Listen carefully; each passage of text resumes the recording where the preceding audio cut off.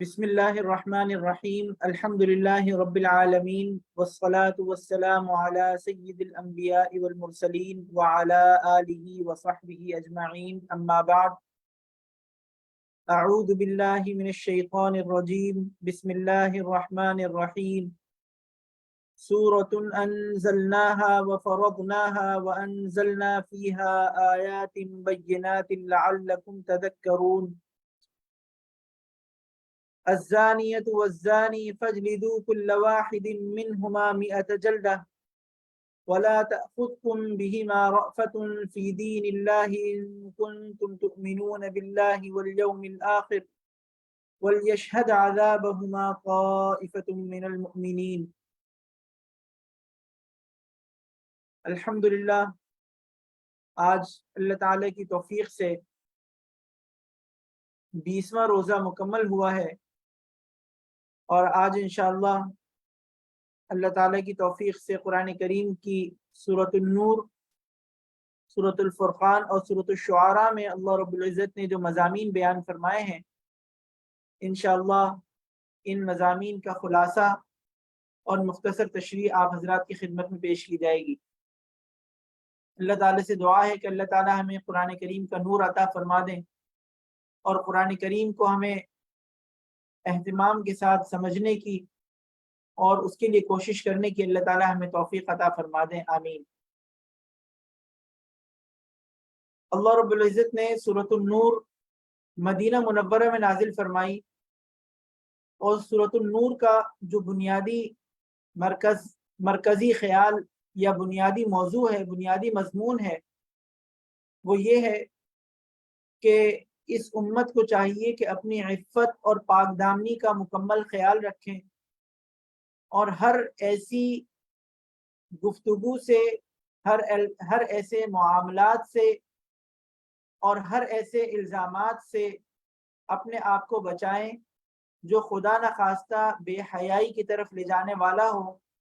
جو خدا نخواستہ کسی کی آبرو ریزی پر مشتمل ہو، خدا نخواستہ کسی کی پاک دامنی اور عفت کے خلاف ہو۔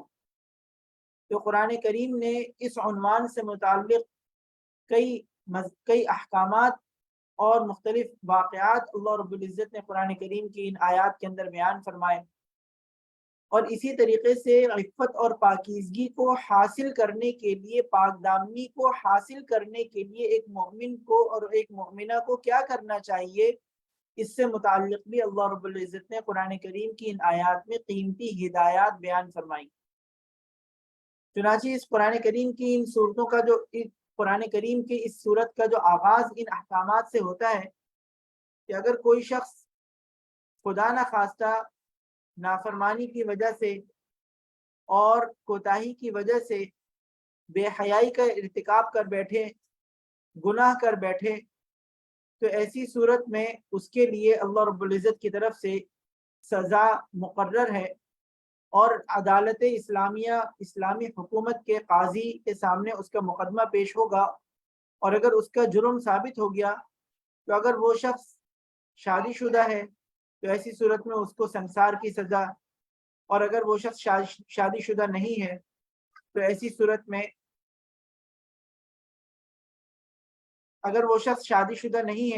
صورت میں اس کو 100 کوڑوں کی جو سزا ہے وہ دی جائے گی۔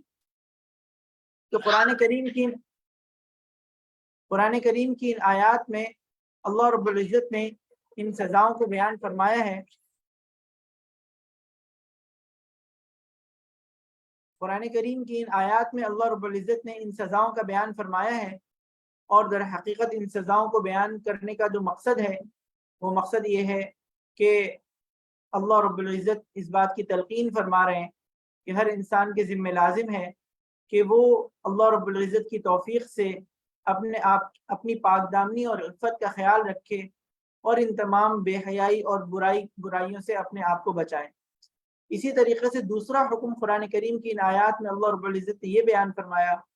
کہ اگر کسی شخص، خدا نخواستہ کوئی شخص کسی خاتون کے اوپر تہمت لگاتا ہے،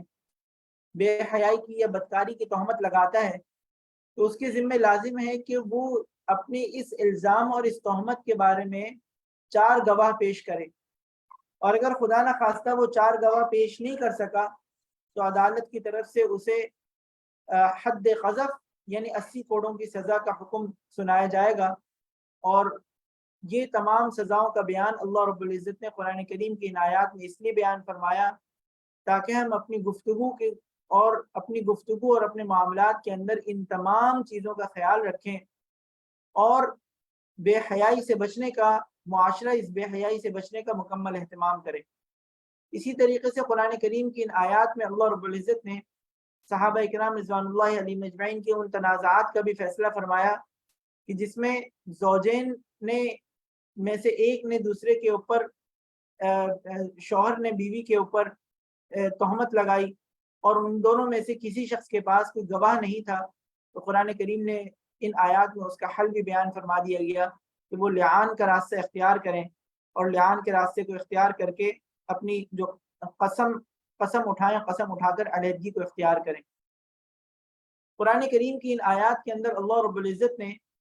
اس پاک دامنی کو حاصل کرنے اور بے حیائی سے بچنے کے لیے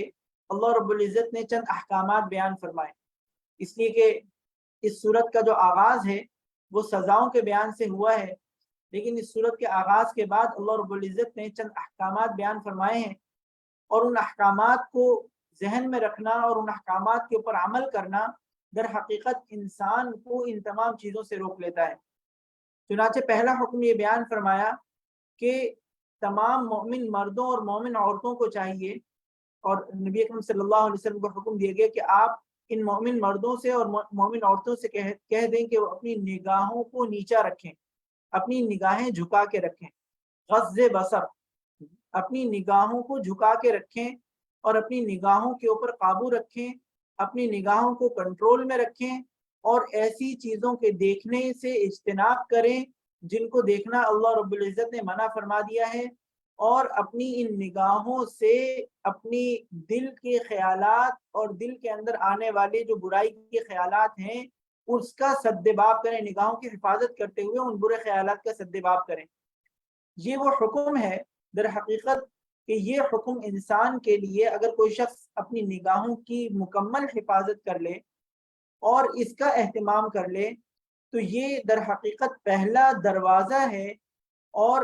انسان کو بے حیائی کے ارادوں اور بے حیائی کے برے خیالات سے روکنے کے لیے پہلی سیڑھی ہے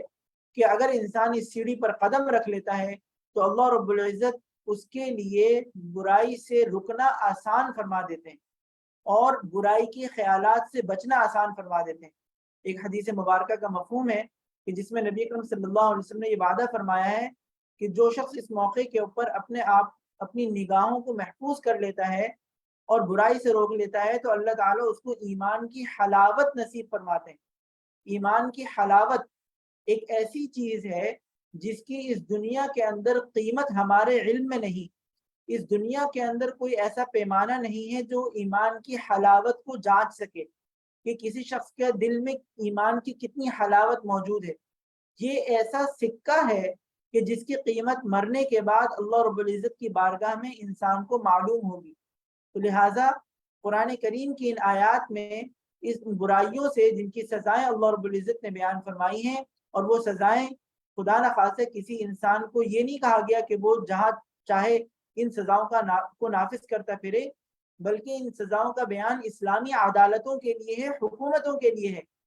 کسی بھی انسان کے لیے ریاست کی اجازت کے بغیر ان سزاؤں کے نفاذ کرنے کی کوئی اجازت نہیں ہے کہ کوئی شخص خود ساختہ طور پر یہ کہے کہ میں قرآن کریم کے اس حکم پر عمل کرتے ہوئے فلاں شخص کے اوپر اتنے کوڑوں کی سزا نافذ کرتا ہوں۔ یہ ناجائز ہے، جائز نہیں ہے۔ تو یہ اسلامی عدالتوں کے لیے جو سزاؤں کا بیان کرمنل لاء کے بیان کے طور پر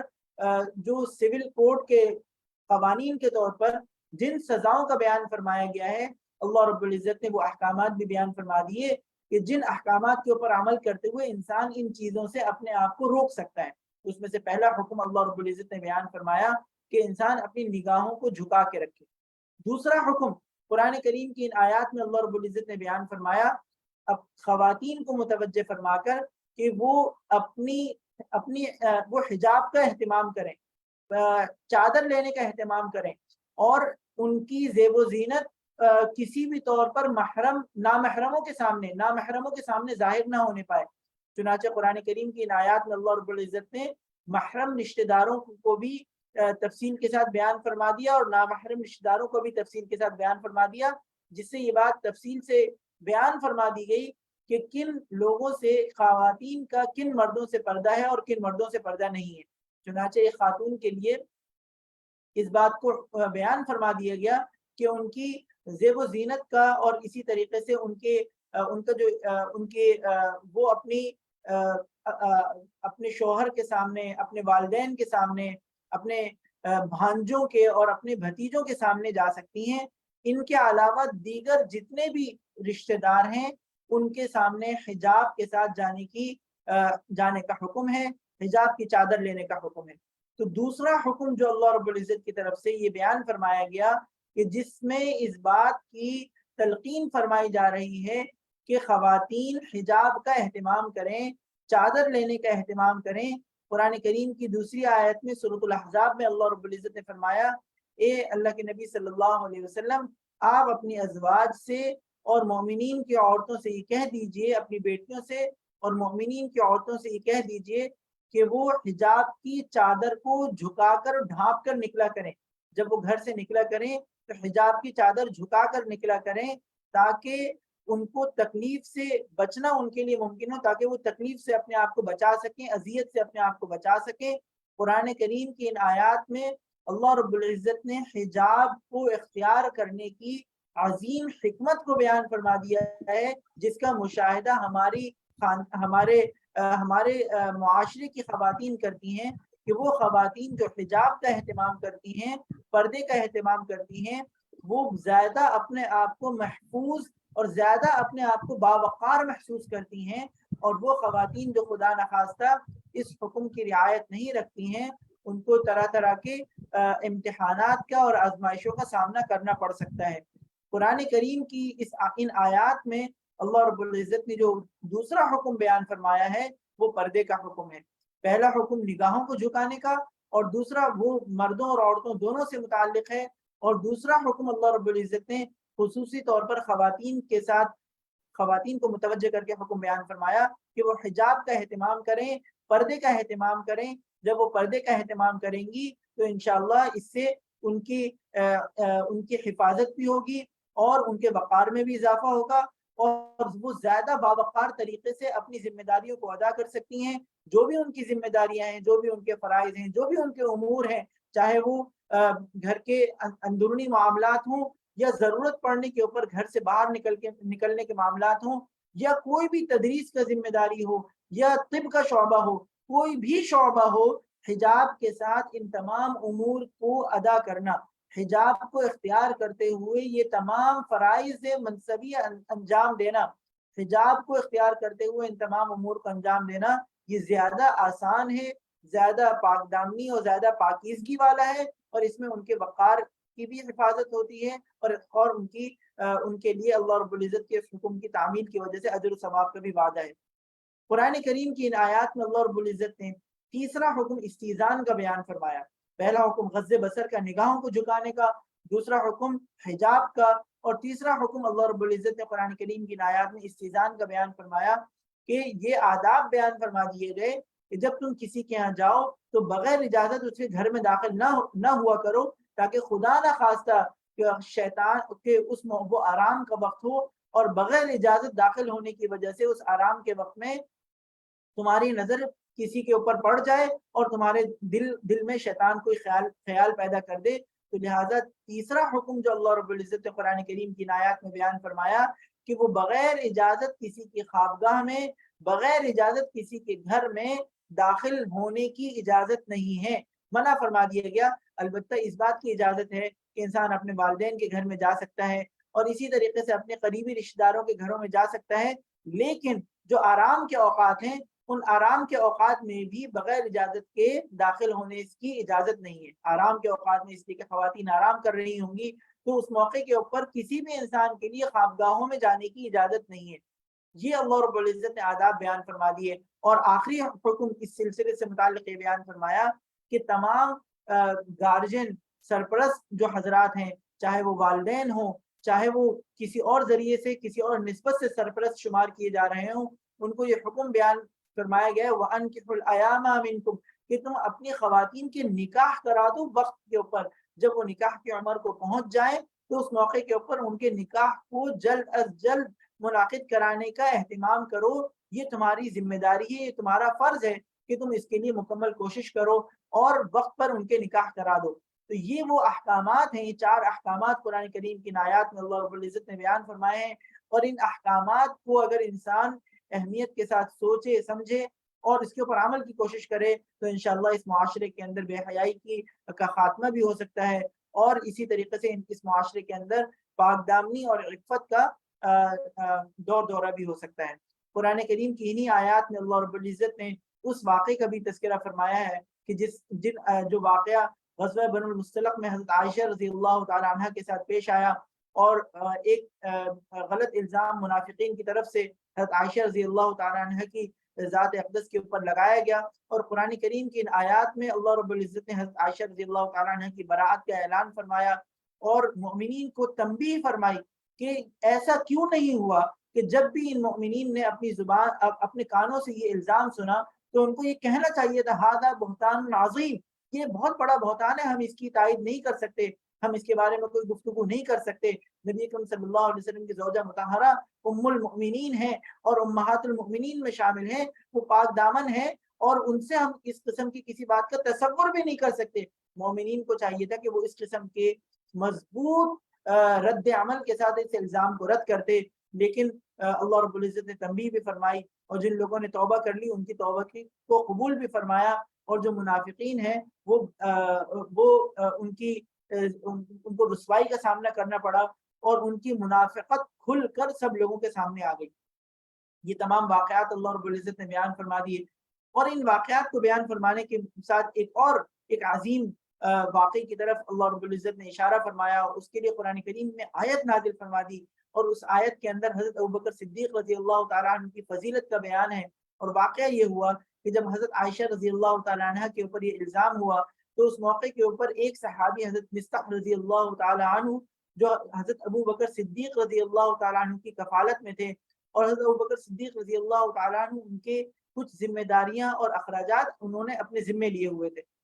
تو غلطی سے ایک عظیم صحابی تھے، غلطی سے ان کے منہ سے بھی یہ نازبہ الفاظ نکل گئے، تو حضرت ابوبکر صدیق رضی اللہ تعالیٰ عنہ کو اپنی پیاری بیٹی کے لیے الزامات ان کی طرف سے سننا یہ بالکل برداشت نہیں ہوا، اور انہوں نے قسم اٹھا لی کہ میں کسی بھی طور پر آئندہ تمہارے لیے یہ اخراجات برداشت نہیں کروں گا، اور تمہاری یہ ذمہ داریاں میں برداشت نہیں کروں گا۔ قرآن کریم کی ان آیات میں اللہ رب العزت نے یہ آیات نازل فرما دی، فرمایا کہ وَلَا يَأْتَلِ أُولُو الْفَضْلِ مِنْكُمْ وَالسَّعَةِ، تم میں جو لوگ فضیلت والے ہیں، جن کو اللہ تعالیٰ نے مقام عطا فرمایا ہے، جو کہ شرف والے ہیں، عزت والے ہیں، ان کو چاہیے کہ وہ قسم نہ اٹھائیں بلکہ وہ معافی کا راستہ اختیار کریں، عفو درگزر کا راستہ اختیار کریں، اور جب کوئی شخص توبہ کر لے تو اس کی معافی کو قبول فرما لیں۔ کتنی عظیم آیت ہے جس میں حضرت ابوبکر صدیق رضی اللہ تعالیٰ عنہ کے لیے اللہ رب العزت نے قرآن کریم میں اولو الفضل، صاحب فضیلت، صاحب مقام صدیق اکبر رضی اللہ تعالیٰ عنہ کی شان رفعت کو بیان فرمایا ہے، اور یہ فرمایا، ان کو تلقین فرمائی کہ آپ اس موقع کے اوپر چاہے یہ آنے والی تکلیف کتنی سخت کیوں نہیں تھی، چاہے ان کی طرف سے آنے والی یہ غلطی اور کوتاہی آپ کے دل کے اوپر کتنی ہی ناگوار کیوں نہ گزری ہو، لیکن آپ جب انہوں نے توبہ کر لی ہے تب آپ قسم نہ اٹھائیں اور اپنی قسم کو چھوڑ دیں، اس کا کفارہ ادا کریں، اور اسی طریقے سے ان کو ان کے اخراجات جو آپ نے اپنے ذمے اللہ تعالیٰ کے لیے لیے ہوئے تھے، اللہ تعالیٰ کی رضا اور خوشنودی کے لیے لیے ہوئے تھے، اس کو جاری و ساری کر دیں۔ اور قرآن کریم کی آیات میں اللہ تعالیٰ نے فرمایا الا تحبون ان یغفر اللہ لکم، کیا تمہیں یہ بات پسند نہیں کہ اللہ تعالیٰ تمہیں معاف فرما دے؟ اس بات کا احساس فرمایا جا رہا ہے کہ وہ لوگ جو خدا نہ خواستہ اپنے مزاج کے اعتبار سے، اپنی مزاج کی سختی کے اعتبار سے انتقام لینے کے لیے، بدلہ لینے کے لیے ہر وقت تیار رہتے ہیں۔ ہمارے معاشرے میں بے شمار لوگ ہیں جو ہر وقت تیار رہتے ہیں، جہاں کسی نے کچھ کہہ دیا تو اب جناب جب تک ہم بدلہ نہیں لیں گے، جب تک کسی سے اپنے نقصان کا کفارہ نہیں لے لیں گے، اس وقت تک اپنی جگہ سے نہیں ہلیں گے۔ یہ مزاج لوگوں کے اندر عام ہوتا جا رہا ہے، اور لوگ اپنا حق لینے کے لیے آوازیں، حق سے مراد ان کے ذات کو کوئی تکلیف پہنچ گئی، مال کا کوئی نقصان پہنچ گیا تو اس مال کے اس نقصان کے کفارہ کرانے کے لیے اور اس کو اس کی بھرپائی کے لیے اور اسی طریقے سے اس کے تلافی کے لیے اس انداز میں شد و مت کے ساتھ اور زور زبردستی کر کے اپنا حق حاصل کرنے کی کوشش کرتے ہیں، جیسے کہ قرآن کریم کی اور احادیث مبارکہ کی تلقین کے مطابق ہی ان کا یہ عمل ہو۔ حالانکہ قرآن کریم کی آیات کے اندر جو تلقین فرمائی جا رہی ہے وہ یہ ہے کہ اگر کوئی شخص معافی کا طلبگار ہو، کوئی شخص معذرت کا طلبگار ہو، تو اس موقع کے اوپر اللہ تعالیٰ معاف فرمانے والوں کو، درگزر کرنے والوں کو پسند فرماتے ہیں، اور اللہ تعالیٰ متوجہ فرما رہے ہیں کہ کیا تمہیں یہ بات پسند نہیں ہے کہ تمہاری جو غلطیاں ہیں، تمہاری جو کوتاہیاں ہیں، وہ تمہاری غلطیوں اور کوتاہیوں کو اللہ تعالیٰ معاف فرما دے۔ یقیناً حضرت ابوبکر صدیق رضی اللہ تعالیٰ عنہ نے فرمایا کہ میں اس بات کو پسند کرتا ہوں کہ اللہ تعالیٰ مجھے معاف فرما دے، اور یہ تمام واقعات اس موقع کے اوپر اللہ رب العزت کی توفیق سے پیش آئے۔ قرآن کریم کی انہی آیات میں اللہ رب العزت نے اس بات کو بھی فرمایا، حکم دیا کہ مسلمانوں کے لیے اللہ رب العزت نے مخاطب کرنے کے لیے، گفتگو کرنے کے لیے سلام کو السلام علیکم ورحمۃ اللہ وبرکاتہ کو ایک بہترین تحیہ قرار دیا ہے۔ لہٰذا مسلمانوں کو چاہیے کہ سلام کرنے، سلام میں پہل کرنے کی کوشش کریں۔ تو یہ احکامات اللہ رب العزت نے قرآن کریم کی آیات میں بیان فرمائے۔ منافقین کے، جس طریقے سے منافقین کے اس واقعے کی طرف اشارہ فرمایا گیا، اسی طریقے سے منافقین میں سے ایک منافق یہ تھا، ایک منافق کا ایک واقعے کی طرف اشارہ فرمایا گیا کہ اس کا ایک تنازع تھا۔ جب اس سے کہا گیا کہ نبی اکرم صلی اللہ علیہ وسلم سے ہم فیصلہ کرا لیتے ہیں، تو اس نے نبی اکرم صلی اللہ علیہ وسلم سے فیصلہ کرانے کے بجائے کسی دوسرے منافق سردار جو پہلے یہودی تھا اس سے اپنا فیصلہ کرانے کے لیے رغبت کا اظہار کیا تاکہ اس کے حق میں فیصلہ ہو جائے۔ تو اس واقعے کی طرف قرآن کریم کی آیات کے اندر اللہ رب العزت نے اشارہ فرمایا اور اس بات کی تلقین فرما دی کہ کسی بھی طور پر کسی شخص کے لیے یہ جائز نہیں ہے کہ وہ اپنے معاملات کو مکمل کرنے کے لیے اور اپنے اپنے معاملات کا فیصلہ کرانے کے لیے نبی اکرم صلی اللہ علیہ وسلم کے علاوہ کسی اور کے فیصلے کے اوپر اطمینان رکھے۔ چنانچہ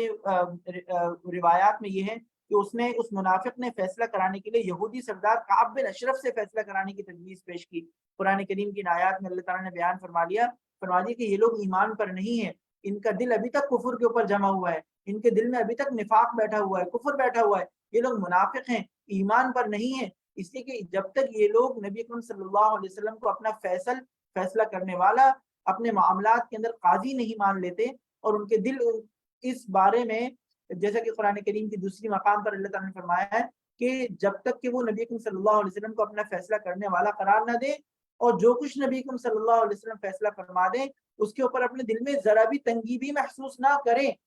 جب تک اس کیفیت کو یہ لوگ حاصل نہیں کر لیں گے اس وقت تک یہ لوگ ایمان کے اوپر فلا وربک لا یؤمنون، آپ کے رب کی قسم وہ لوگ اس وقت تک ایمان پر نہیں آ سکتے۔ قرآن کریم کی آیات میں نبی اکرم صلی اللہ علیہ وسلم کی اطاعت کی تلقین فرمائی گئی ہے اور اس بات کی تنبیہ فرمائی گئی ہے کہ فَلْيَحْذَرِ الَّذِينَ يُخَالِفُونَ عَنْ أَمْرِهِ، جو لوگ نبی اکرم صلی اللہ علیہ وسلم کی مخالفت کرتے ہیں، نبی اکرم صلی اللہ علیہ وسلم کے احکامات کی مخالفت کرتے ہیں، ان کو ڈرنا چاہیے، ان کو ڈرنا چاہیے ان تصیبہم فتنہ، کہ ان کے اوپر کوئی جو لوگ نبی اکرم صلی اللہ علیہ وسلم کے حکم کی خلاف ورزی کرتے ہیں ان کو اس بات سے ڈرنا چاہیے کہ کہیں ان کے اوپر کوئی آفت نہ آ پڑے اور انہیں کوئی دردناک عذاب نہ آ پکڑے۔ یہ قرآن کریم کی یہ آیات اللہ رب العزت نے بیان فرمائی ہے اور ان آیات کے اندر بے شمار احکامات ہیں۔ ہم میں سے ہر شخص کو چاہیے کہ سورۃ النور کے ان احکامات کو اہتمام کے ساتھ غور کریں، سمجھیں اور اپنے عمل کو درست کریں تاکہ ہمارے معاشرے کے اندر امن اور ہمارے معاشرے کے اندر جو پاک دامنی ہے اور عفت ہے اس کا دور دورہ ہو اور ہم ان احکامات کے اوپر عمل کر کے اپنے معاشرے کے اندر اچھی اسلامی اقدار کا پرچار کرنے والے بن جائیں۔ اللہ تعالیٰ ہمیں اس کی توفیق عطا فرمائے۔ قرآن کریم کی صورت کے بعد جو اگلی صورت ہے سورۃ الفرقان، یہ مکہ مکرمہ میں نازل ہوئی۔ اس میں مکہ مکرمہ میں مشرکین مکہ کی طرف سے جو اعتراضات پیش کیے جاتے تھے، قرآن کریم میں ان آیات میں معجزات کا مطالبہ، نبی اکرم صلی اللہ علیہ وسلم کے لیے بے تکی باتیں اور اس جو نبی اکرم صلی اللہ علیہ وسلم کے لیے پیش کرتے تھے کہ آپ کے ساتھ فرشتے کیوں نہیں اترے، چنانچہ اللہ رب العزت نے فرمایا اور اس بات میں ان کو اعتراض ہوتا تھا کہ سرکار دو عالم صلی اللہ علیہ وسلم بازاروں میں کیوں تشریف لے جاتے ہیں، ان کے ساتھ ایک فرشتہ ہونا چاہیے، ان کے ساتھ یہ ہونا چاہیے وہ ہونا چاہیے۔ قرآن کریم کی ان آیات میں اللہ رب العزت نے ان تمام اعتراضات کی تردید بھی فرما دی، اور یہ فرمایا کہ اگر ان کی باتیں مان بھی لی جاتی تب بھی یہ لوگ ایمان نہیں لائیں گے۔ اور یہ تشریح فرما دی گئی کہ نبی اکرم صلی اللہ علیہ وسلم اللہ تعالیٰ کے بندے اور اس کے رسول ہیں، تو نبی اکرم صلی اللہ علیہ وسلم کو بشری اعتبار سے ایک انسان ہونے کی حیثیت سے بہت سارے تقاضے متعلق ہو سکتے ہیں، ان تقاضوں کا نبی اکرم صلی اللہ علیہ وسلم کو واسطہ پڑ سکتا ہے۔ تو یہ تمام اللہ رب العزت نے احکامات اور ان کے جو اعتراضات کے جوابات بیان فرما دیے۔ قیامت سے پہلے قیامت کی ایک منظر کشی اللہ رب العزت نے بیان فرما دی کہ جب آخرت کے اندر اللہ رب العزت کی بارگاہ میں حاضر ہوں گے تو اس وقت یہ لوگ افسوس کریں گے، اور اس وقت ان کے افسوس کرنے کا کوئی فائدہ نہیں ہوگا۔ یہ افسوس کریں گے کہ کاش ہم نے فلاں کو دوست نہ بنایا ہوتا، یا لیتنی، کہ کاش کہ ہم نے فلاں شخص کو اپنا خلیل، اپنا دوست نہ بنایا ہوتا، اس نے مجھے بہکا دیا، اور اس وقت افسوس کر رہے ہوں گے، اپنا ہاتھ چبا ڈالیں گے۔ اور نبی اکرم صلی اللہ علیہ وسلم قرآن کریم کی اس موقع کے اوپر یہ شکایت ہوگی، اور یہ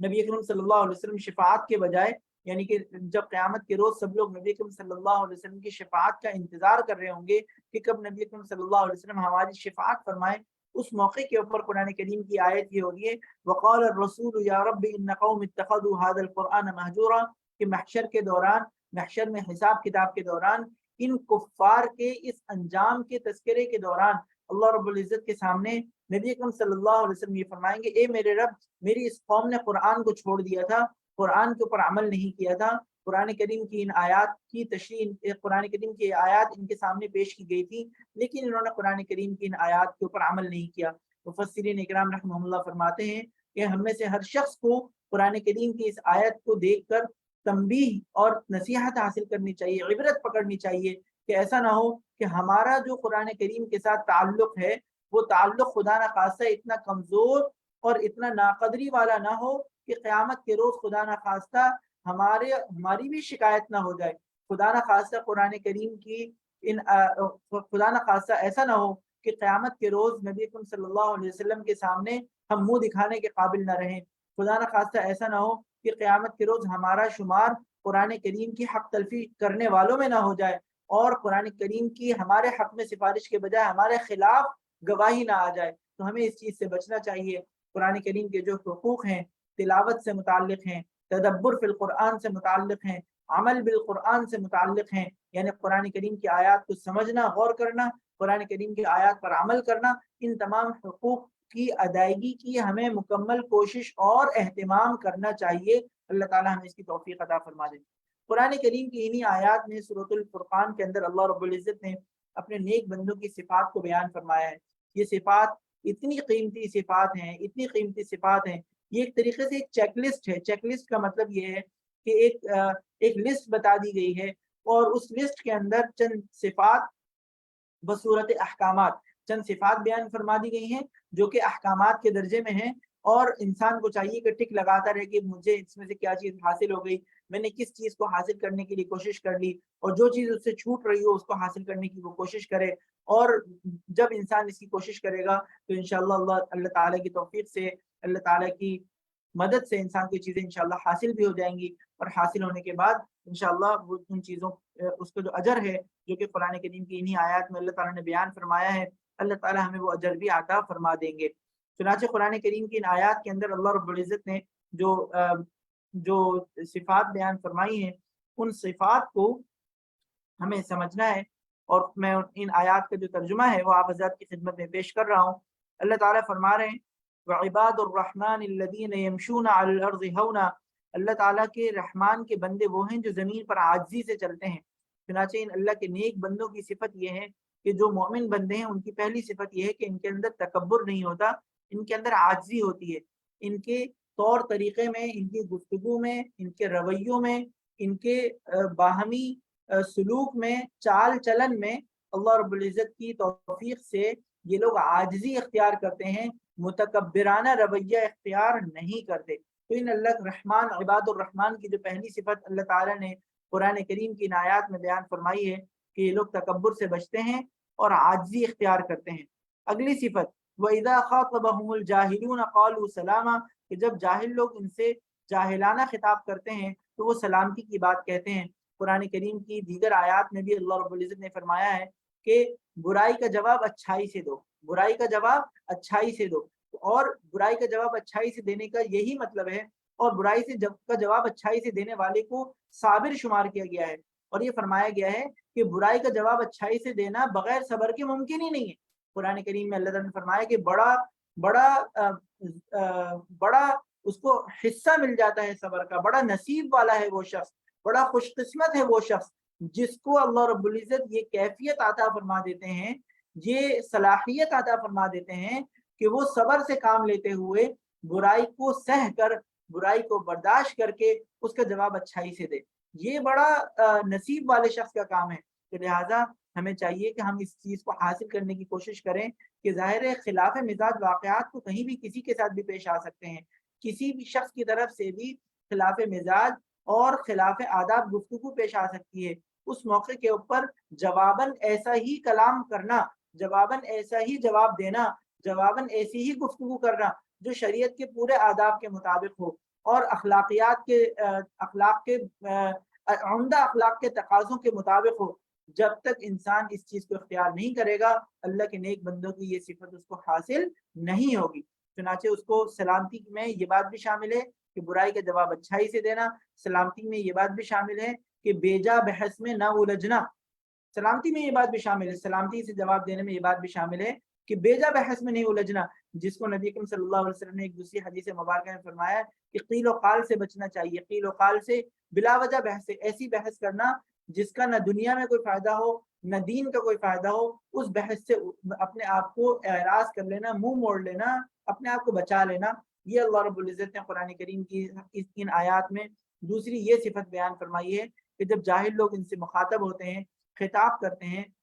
ہم کلام ہوتے ہیں، الزامات لگاتے ہیں، برے برے الزام لگاتے ہیں، غصہ اور اشتعال دلانے کی کوشش کرتے ہیں، تو ان اللہ کے نیک بندوں کی جو زمین پر عاجزی سے چلتے ہیں، ان کی دوسری صفت یہ ہے کہ وہ ان تمام اعتراضات کا، الزامات کا، برائیوں کا، برے رویے کا، غصے کا، بدتمیزی کا جواب سلامتی سے دیتے۔ قرآن کریم کی ان آیات میں تیسری صفت اللہ تعالیٰ نے نیک بندوں کی عباد الرحمن کی بیان فرمائی ہے، والذین یبیتون لربہم سجدا وقیاما، یہ تہجد کا اہتمام کرتے ہیں، راتیں اس طرح گزارتے ہیں کہ اللہ تعالیٰ کے سامنے کبھی سجدے میں ہوتے ہیں، کبھی قیام میں ہوتے ہیں، تہجد کا اہتمام کرتے ہیں۔ اللہ تعالیٰ کے نیک بندوں کی تیسری صفت یہ ہے کہ یہ قیام اللیل کا، تہجد کا اہتمام کرتے ہیں، اور جس وقت تمام لوگ اپنی نیند اور آرام میں ہوتے ہیں، اس موقع کے اوپر یہ کھڑے ہو کر آہوزاری کرتے ہوئے اللہ تعالیٰ کی بارگاہ میں عجز و نیاز کرتے ہیں، اور اللہ تعالیٰ کی بارگاہ میں دعا کے لیے ہاتھ پھیلاتے ہیں، اور کیا کہتے ہیں؟ یہ کہتے ہیں والذین یقولون ربنا اصرف عنا عذاب جہنم ان عذابها کان غراما، اے اللہ جہنم کے عذاب کو ہم سے دور رکھیے، یہ عذاب ایسی تباہی ہے جو چمٹ کر رہ جاتی ہے۔ جہنم کا خوف اپنے دل میں محسوس کرتے ہیں، اور راتوں کو اٹھ اٹھ کر جہنم سے پناہ حاصل کرتے ہیں۔ اور ان حضرات کی تیسری صفت، پہلی صفت عاجزی اختیار کرتے ہیں اور اکڑ کر نہیں چلتے، دوسری صفت مخاطبین سے، جاہلین سے سلامتی کی بات کہتے ہیں، تیسری صفت تہجد کرتے ہیں، تہجد کا اہتمام کرتے ہیں، چوتھی صفت یہ کہ جہنم سے پناہ مانگتے ہیں، اور پانچویں صفت یہ ہے کہ والذین اذا انفقوا لم یسرفوا ولم یقتروا وکان بین ذلک قواما، کہ جب یہ لوگ اللہ کی راہ میں خرچ کرتے ہیں تو اس میں اسراف بھی نہیں کرتے، یعنی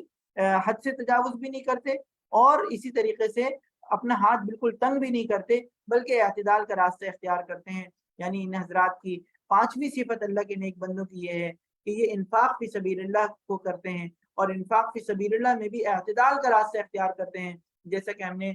سورہ بنی اسرائیل کی آیات کی تشریح میں اس مضمون کو سمجھا تھا کہ اللہ رب العزت نے دو چیزوں سے منع فرمایا ہے، ایک اسراف، فضول خرچی، اور دوسری کو تبذیر فرمایا ہے۔ تبذیر وہ گناہ ہے، ایسا ناجائز خرچہ اختیار کرنا، ایسی ناجائز چیزوں میں پیسہ خرچ کرنا جو شرعاً ناجائز ہوں، جیسے گانے بجانے میں، بےہودہ کاموں میں، اور اسی طریقے بے حیائی کے کاموں میں پیسہ لگانے کو تبذیر کہا جاتا ہے، جس کے بارے میں قرآن کریم میں فرمایا کہ ان المبذرین کانوا اخوان الشیاطین، تبذیر کرنے والے لوگ شیطان کے بھائی ہیں۔ اسی طریقے سے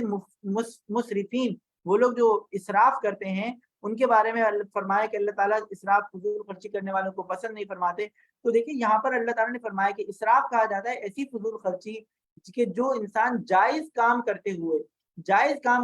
حد سے تجاوز کر دے. اب دیکھیں انفاق فی سبیل اللہ ایک جائز کام ہے. اللہ تعالیٰ فرما رہے والذین اذا انفقوا لم یسرفوا، اللہ کے راہ میں خرچ کرتے ہیں لیکن اسراف نہیں کرتے، خرچ کرنے میں اسراف سے اپنے آپ کو بچاتے ہیں. اس لیے کہ اللہ کے راہ میں خرچ کرتے ہوئے بھی اسراف پایا جا سکتا ہے. ایک جگہ پہ فرمایا کلوا واشربوا ولا تسرفوا، کہ کھاؤ پیو اور اسراف نہ کرو. تو کھانا پینا اللہ کی نعمت ہے، اس میں حد سے تجاوز کرنا اسراف ہے، اور اللہ تعالیٰ کو اسراف کرنے والے لوگ پسند نہیں. لہٰذا ان حضرات کی 1 2 3 4 5ویں صفت یہ ہے کہ اللہ کے راستے میں اعتدال کے ساتھ خرچ کرتے ہیں.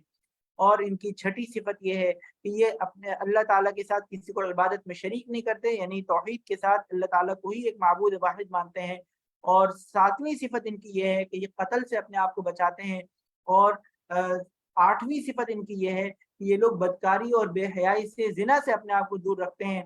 اور اللہ تعالیٰ نے فرمایا کہ وَمَن يَفْعَلْ ذَلِكَ يَلْقَى أَثَامًا، جو شخص بھی یہ بے حیائی کا کام کرے گا اسے اپنے گناہ کا وبال کا سامنا کرنا پڑے گا، اور قیامت کے دن اس کا عذاب بڑھا کر دگنا کر دیا جائے گا، اور وہ ذلیل ہو کر اس عذاب میں ہمیشہ ہمیشہ رہے گا. اللہ تعالیٰ ہمیں محفوظ رکھے. اللہ تعالیٰ نے یہ بھی بیان فرما دیا إِلَّا مَن تَابَ وَآمَنَ وَعَمِلَ صَالِحًا، مگر وہ شخص جس نے توبہ کر لی، ایمان پر آ گیا، نیک عمل کر لیا، اللہ تعالیٰ اس کی برائیوں کو نیکیوں سے تبدیل فرما دیں گے، اور اللہ تعالیٰ بہت بخشنے والے مہربان ہیں. یہاں پر اس سے پہلے بھی ہم نے یہ بات عرض کی تھی کہ قرآن کریم کی آیات میں اللہ رب العزت نے جو غفور الرحیم کی جو بات فرمائی ہے وہ توبہ کے ساتھ فرمائی ہے، بہت معذرت کے ساتھ. اس بات کا مشاہدہ کیا جاتا ہے کہ بہت سارے لوگ غفلت میں ہوتے ہیں، برائیوں میں مشغول ہوتے ہیں، گناہوں میں مشغول ہوتے ہیں، لاپرواہی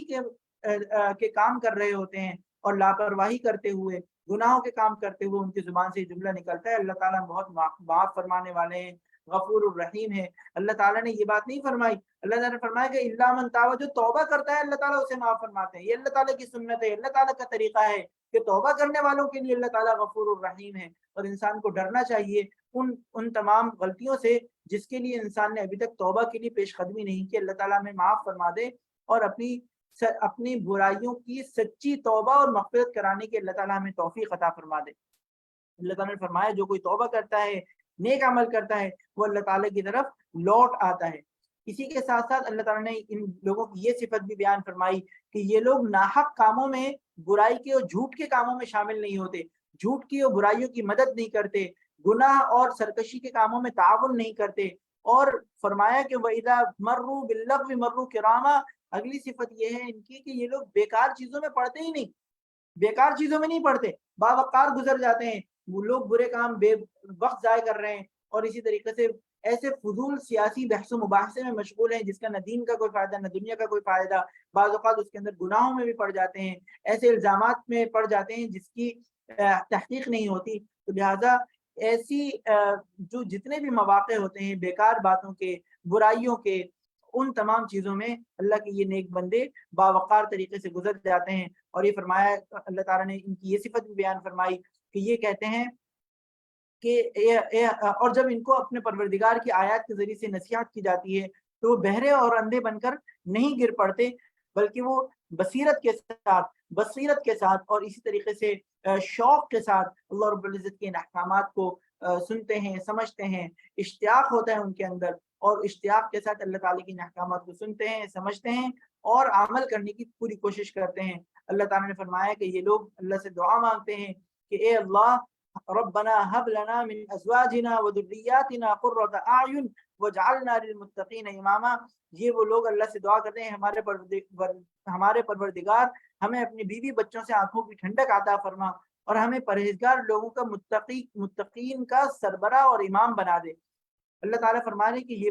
یہ وہ لوگ ہیں جو ان تمام چیزوں کے اوپر عمل کرتے ہیں، اور ان کے صبر کے بدلے میں جنت کے بالا خانے ان کو عطا ہوں گے. وہاں دعاؤں اور سلام سے ان کا استقبال کیا جائے گا، اور وہ وہاں ہمیشہ ہمیشہ زندہ رہیں گے. کسی کا مستقر اور قیام گاہ بننے کے لیے جنت بہترین جگہ ہے. تو قرآن کریم کی آیات میں اللہ تعالیٰ نے ان عباد الرحمن کی نیک صفات کو بیان فرمایا ہے. یہ ایک لسٹ ہے، چیک لسٹ ہے، ایک ٹو ڈوز کی لسٹ ہے کہ انسان عاجزی کو اختیار کرنے والا ہو، تہجد کو اختیار کرنے والا ہو، جہنم سے ڈرنے والا ہو، انفاق فی سبیل اللہ میں اعتدال کو اختیار کرنے والا ہو، بے حیائی سے، برائی سے بچنے والا ہو، بیکار چیزوں سے اپنے آپ کو بچانے والا ہو، جھوٹی چیزوں سے اپنے آپ کو بچانے والا ہو، اللہ سے دعا مانگنے والا ہو، اور یہ توحید کے ساتھ اللہ کی عبادت کرنے والا ہو، یہ وہ صفات ہیں جو اللہ رب العزت نے اپنے نیک بندوں کی بیان فرمائی ہے۔ آج انشاءاللہ یہیں پر اپنی اس گفتگو کو مکمل کرتے ہیں۔ ماہ رمضان کی آج 21ویں شب ہے اور ليلۃ القدر کا امکان موجود ہے۔ اللہ تعالیٰ سے دعا ہے کہ اللہ تعالیٰ ہم سب کو ليلۃ القدر عطا فرما دے اور ليلۃ القدر ہمیں نصیب ہو جائے، اور ہمیں ليلۃ القدر میں عبادت اللہ تعالیٰ ہمیں نصیب فرما دے، اور اللہ تعالیٰ اس ليلۃ القدر میں عبادت کے جو اجر و ثواب نبی اکرم صلی اللہ علیہ وسلم نے احادیث مبارکہ میں بیان فرمائے ہیں، اللہ تعالیٰ وہ تمام اجر و ثواب ہمیں بھی عطا فرما دے۔ آمین آمین یا رب العالمین۔ وآخر دعوانا ان الحمد للہ رب العالمین۔ اللہ تعالیٰ ان تمام نیک بندوں کی جو صفات قرآن کریم کی آیات میں بیان فرمائی گئی ہیں، اللہ تعالیٰ وہ سب صفات ہمیں عطا فرما دے، ان کو حاصل کرنے کی توفیق عطا فرما دے، اور ہمیں مشق کر کے، محنت کر کے یہ تمام صفات، یہ تمام اسکلز، یہ تمام خصوصیات، خوبیاں اپنے اندر پیدا کرنے کی اللہ تعالیٰ ہمیں توفیق عطا فرما دے، اور اپنے اولاد کو بھی اس کے مطابق اللہ تعالیٰ ہمیں تربیت کرنے کی توفیق عطا فرما دے۔ آمین آمین آمین یا رب العالمین۔ وآخر دعوانا ان الحمد للہ رب العالمین۔ السلام علیکم ورحمۃ اللہ وبرکاتہ۔